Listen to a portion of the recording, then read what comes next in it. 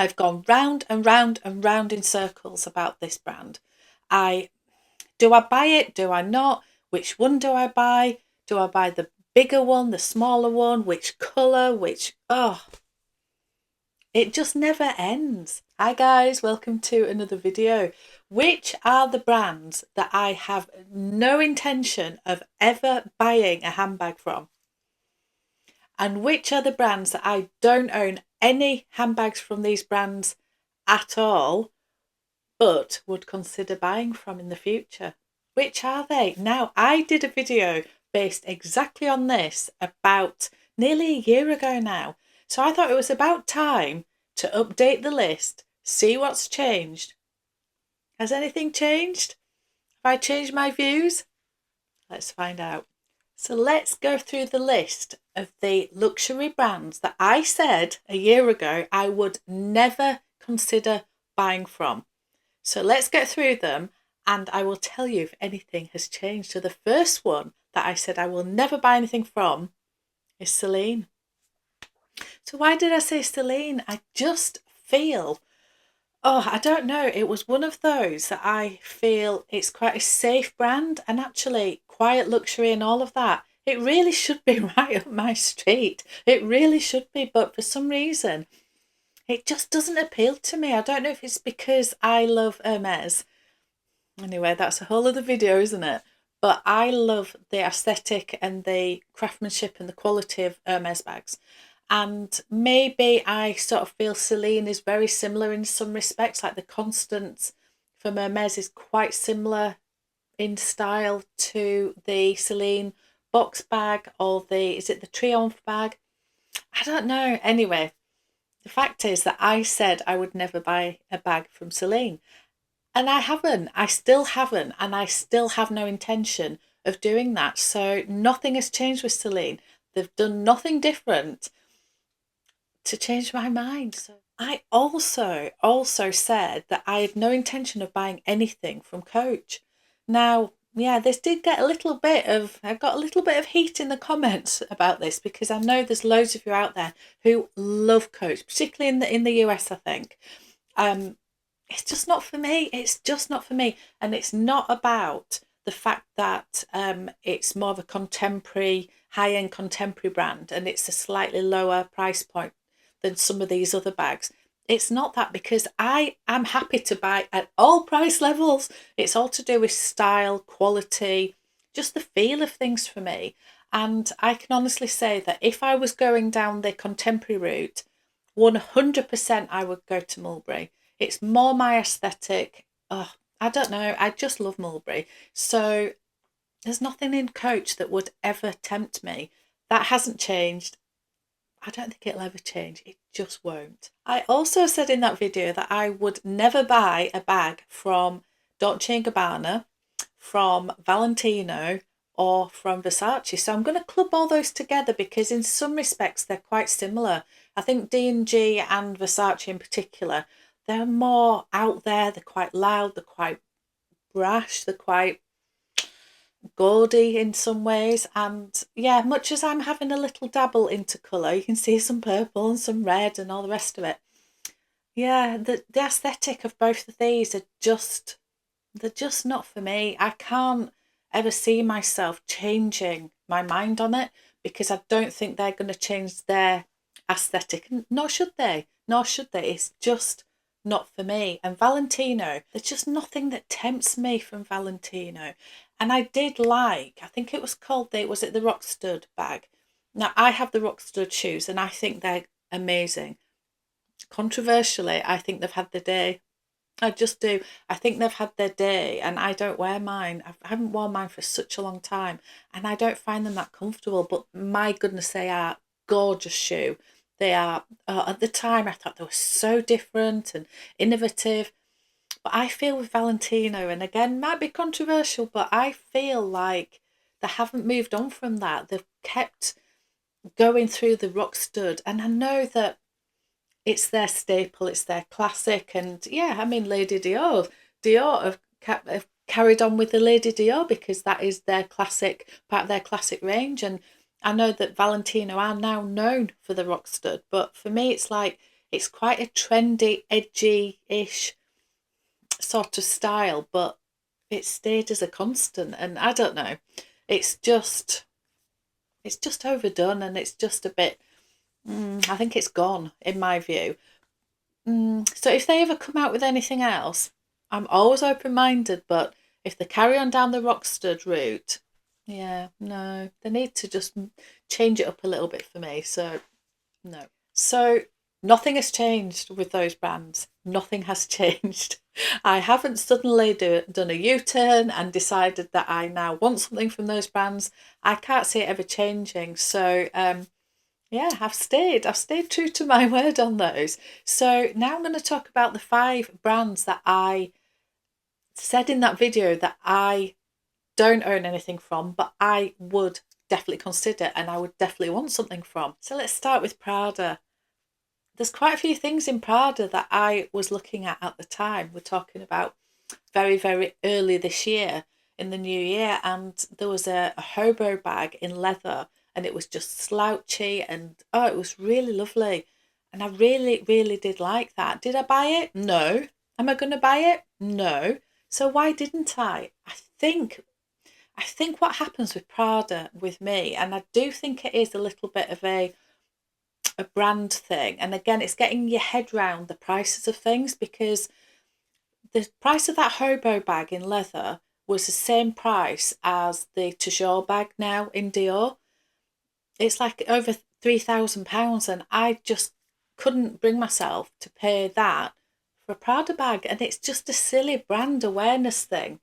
I don't know, but for me, if you're in that territory of that amount of money, there's so many other options than Prada. So yeah, I don't know if that is my snobbery. I don't know, but yeah, is there any other bags that might tempt me in Prada in the future? No, I don't think so. So that Prada has sort of moved from I might be buying in the future to I don't think I ever will. I can't imagine them coming out with something that I think I have to have that. So that has been relegated. It's been relegated. Okay, so we have to talk about Fendi. We have to, because yeah, I said in that video that it was a brand that I didn't own any bags from, and yeah, I would be interested in the future. And fast forward, and we get to these 2 absolute beauties. And actually, we've got a Fendigraphy behind me. So yeah, since I made that video, I bought 3 Fendi bags. So yeah, I was true to my word in that. I was really, really interested. Now, I've told the story before. I used to have a peekaboo years and years ago, and it's a whole different story, but I bought the wrong one. I just did. And I ended up selling it, and it was the first bag I properly ever sold. Whole other story. But I did think that another peekaboo may be on the cards for me in the future, but it had to be the right one. I haven't got there yet, and I do think they're so expensive, but they are very, very beautiful. And I dipped my toe in the water with the Fendigraphy first, and I bought that pre-loved. I then found this one pre-loved on, that was on Vestiaire.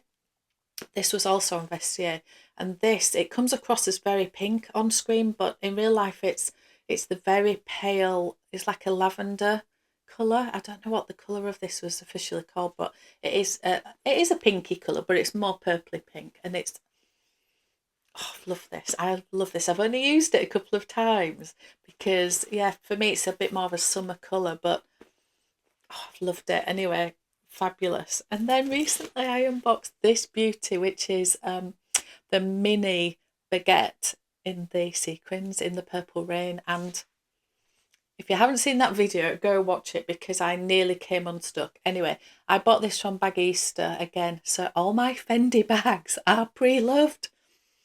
And a year ago, I think I'd never, ever, ever, ever bought or contemplated buying a pre-loved bag. So that's changed in the last year. But anyway, yeah, so I am firmly, firmly loving Fendi. So yeah, I was right. I was right that I was going to buy something from Fendi in the future. And I love them. Okay, these 2, I'm going to sort of lump them together. So Bottega and Loewe. I used to bang on about both of these brands so much. Honestly, I've gone backwards and forwards about the puzzle bag for, it feels like years, honestly. And do I buy one? Do I not buy one? Are they worth the money? They're not worth the money. Oh, which style of one? Because there's the edge and the puzzle and the mini and the regular, and oh, there's ones with guitar straps. There's all different colours. There's different leathers. And in the end, I haven't bought any of them. I haven't bought any of them at all. So where am I now with Loewe? I still love the brand. Now, again, I did a video based on being fat shamed in Loewe. So go watch that video. But yeah, it hasn't put me off the brand. It really hasn't. I don't think I'll buy a puzzle now. I think I've got other options for that easy crossbody bag. But never say never, because I do still like them. My family all really, really, really don't like the puzzle bag, and that's what's put me off. So whether that changes, well, it shouldn't change my view on it, but whether I buy one in the future, I'm not sure. I love the squeeze bag. I just thought the squeeze bag, which has come out quite recently, is beautiful. It's so expensive. That's what's putting me off. It's so expensive. Again, it's in Dior, even into Chanel prices, and definitely into Louis Vuitton as well. And oh, I can't bring myself to pay that amount of money, but I just think it's a gorgeous, easy, beautiful bag. Anyway, I think if I was buying one, it would be the squeeze bag. I loved it so much. Bottega, I've gone round and round and round in circles about this brand. Do I buy it? Do I not? Which one do I buy? Do I buy the bigger one, the smaller one? Which colour? It just never ends. So yeah, I don't know with Bottega. I think I've got to the point where I would really like a Jodie. It'd have to be one of the bigger ones, the really big slouchy shoulder bags. I think I will try and find one pre-loved, and I don't mind if it's worn, and I want it to be aged and soft leather and everything. So I do feel like that may be a pre-loved bargain type one that I try and find. We will see. And also, I just wanted to quickly talk about YSL. Now, I have never ever bought a YSL bag, and I have looked at particularly the college bag and is it the toy Lulu, the small Lulu bag? Anyway, the crossbody one. Something is stopping me, and I actually think they're a decent price, and I have seen a couple pre-loved.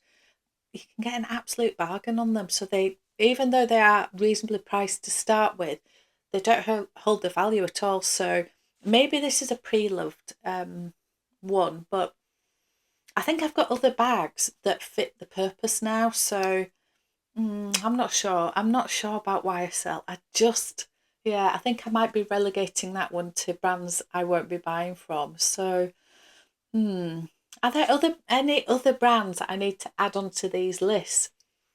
No, I don't think so. Maybe Hermes. Maybe Hermes is being relegated to I'm not able to buy from them anymore. So maybe that is one that I will not be buying from again because I'm not able to. But whole other story.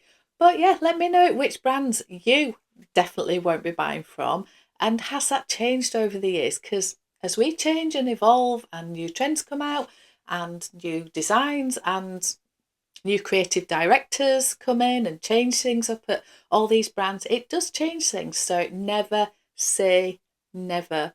Anyway, thank you so much for watching. I'll see you in another one.